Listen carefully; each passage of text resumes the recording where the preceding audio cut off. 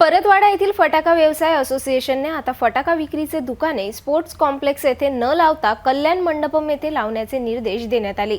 नियमाचे उल्लंघन करणाऱ्यावर कारवाई होणार असे संकेत दिले। मात्र याच निर्णयाचा फटाका व्यावसायिकांनी विरोध दर्शविला आहे। अचलपूर येथील मुख्य अधिकाऱ्यांना निवेदन देऊन फटाक्याचे दुकान पर्यटन येथील स्पोर्ट्स कॉम्प्लेक्स मध्ये लावण्याची परवानगी देण्याचे निवेदन सादर करण्यात आले आहे। मागील 50 वर्षांपासून फटाक्याचे दुकान पारंपरिक पद्धतीने दिवाळीच्या 8 दिवसा अगोदर पर्यटन येथे लागतात, परंतु यावर्षी नगर परिषद अचलपूर यांनी फटाका व्यावसायिकांना दुकाने लावण्याकरिता कल्याण मंडपम मेथी सूचना केल्याने या निर्णयाला सर्व फटाका व्यावसायिकांनी विरोध दर्शविला आहे। परतवाड़ा में परेड ग्राउंड पर फटाका व्यवसायों के प्रतिष्ठान लगते हैं। हर साल की तरह परेड ग्राउंड यह एक सुरक्षित स्थान है जहां पर परेड ग्राउंड पर जहां कॉम्प्लेक्स अभी है, हाल ही में जहां पर स्पोर्ट कॉम्प्लेक्स बनने जा रहा है, वहां की दुकानों में राजकुमार जी अग्रवाल इनके मार्गदर्शन के अंदर, इनके सहयोग से यह दुकानें इनको मिलती है। परंतु इस बार यह दुकानें कल्याण मंडपम में लगाने के लिए नगर पालिका द्वारा कहा जा रहा है। फटाका एसोसिएशन क्या मांग है, हमारे साथ प्रहार के शहर अध्यक्ष श्याम अग्रवाल है, उनसे हम जानेंगे क्या मांग है। विगत 40-50 सालों से परेड ग्राउंड पे फटाका व्यवसायिक अपनी दुकान लगाते थे। 2-3 साल से वहाँ संकुलन का निर्माण होने की वजह से जो खाली जगह वहाँ पे बनी हुई है, वहाँ पे फटाका व्यवसायिक अपनी दुकानें भी तात्पुरती लगाते थे। लेकिन इस साल नगर पालिका ने ऐन समय फटाका व्यवसायी को कल्याण मंडप में दुकान लगाने के लिए बोला गया है।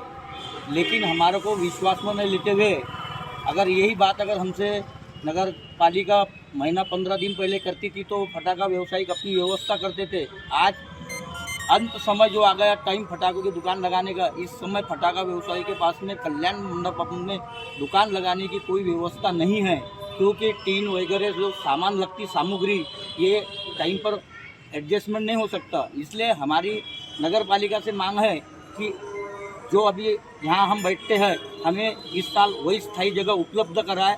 आने वाले समय में फटाका एसोसिएशन से, लाइसेंस धारकों से सर्वसम्मति से बात करके जो भी नगर पालिका निर्णय लेंगी वो फटाका एसोसिएशन को मान्य रहेगा। लेकिन इस साल कम से कम आज हमारे पास में पर्यायी जगह के लिए और सामान की जो व्यवस्था होना वो व्यवस्था नहीं है। तो आज जो हम गरीब लोगों ने माल भरा हुआ है, जो छोटे मोटे व्यवसायिक है 2-2, 5-5 लाख रुपए का, आज ये हमारे आंख पर बैठ सकता है, इसकी भरपाई नहीं हो सकती। इसलिए नगर पालिका ने ये हमारी बात के ऊपर ध्यान देने को कहा। परतवाड़ा के परेड ग्राउंड पर यह दुकानें सालों से लगती आ रही है और साल में केवल दीपावली का त्यौहार होता है जहाँ फटाका व्यवसायी जो है वर्ष भर की कमाई करते हैं। हम जानेंगे हमारे साथ में फटाका एसोसिएशन के रवि भैया गुप्ता, उनकी क्या प्रतिक्रिया।